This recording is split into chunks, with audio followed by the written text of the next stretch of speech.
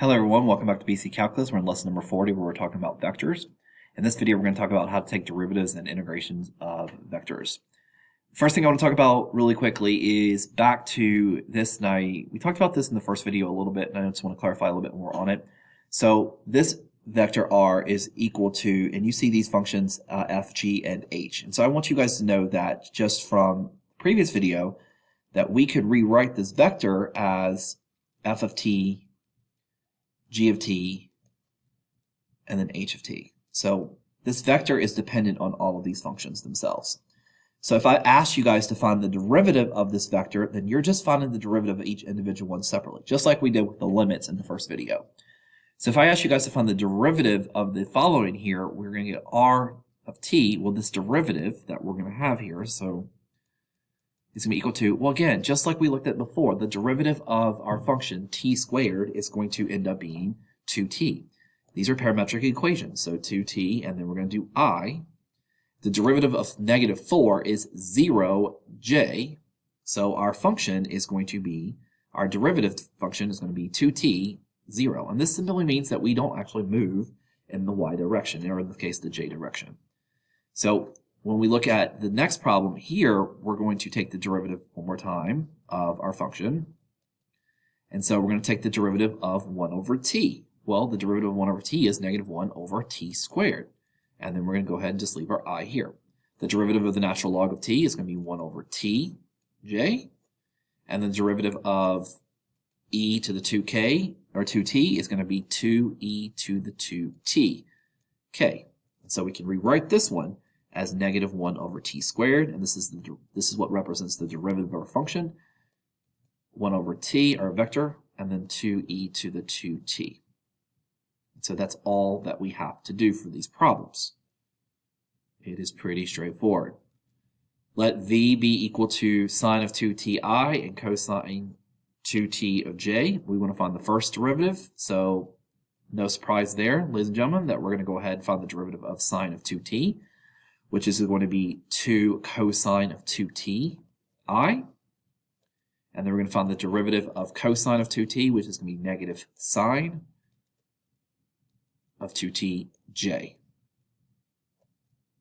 And again, we can rewrite this if we want to as 2 cosine of 2t, negative, that's supposed to be a negative, that's definitely not a negative, negative sine of 2t.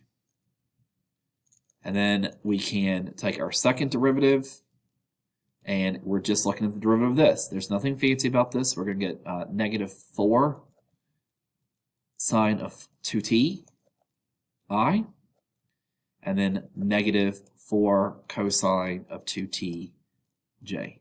So we can rewrite this as negative 4 sine of 2t, negative 4 cosine of 2t.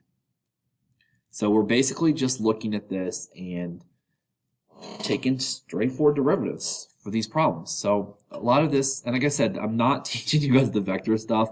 That comes more in the multivariable, especially the very first week or two. I'm just showing you guys how to do these problems pretty simple. So not the best explanations as far as why they work the way they are, but at least you guys are understanding what we're doing. Because if now we want to look at integration to this, so it says find v given the derivative of v of this vector, where we give you the function I plus t cubed j, and they give you an initial value.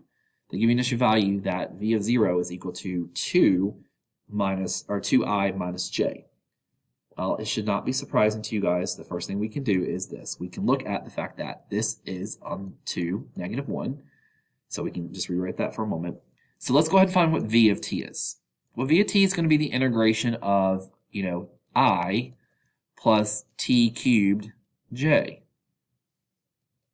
And we're going to do dt, right? Because it's all parametric equations here. So this is basically 1i plus 3tj. So we're going to integrate this. V is going to be equal to, well, the integration of 1 is going to be t, and we're going to do plus c1, because this is in our I coordinate, so we are going to have a c1 here for this one, and we're going to do I, and then we're going to go and do the integration of t to the 4th, or well, t cubed, which is going to be 1/4 t to the 4th, plus C2j. So this is actually where it's really important. We are going to do a C1 and a C2 because we want to look at this and make sure that we're taking into account that this is for our I and this is going to be for our j. So when we plug in 0 for t, we're going to get two different numbers for each of our functions right here. So when we plug in 0 for this one, so t plus c1 is equal to 2. That's supposed to be a positive, I apologize there. So when 0, I'm going to get c1 is equal to 2. So c1 is going to be equal to 2. So right here, we're going to write that this is v is going to be equal to t plus 2i.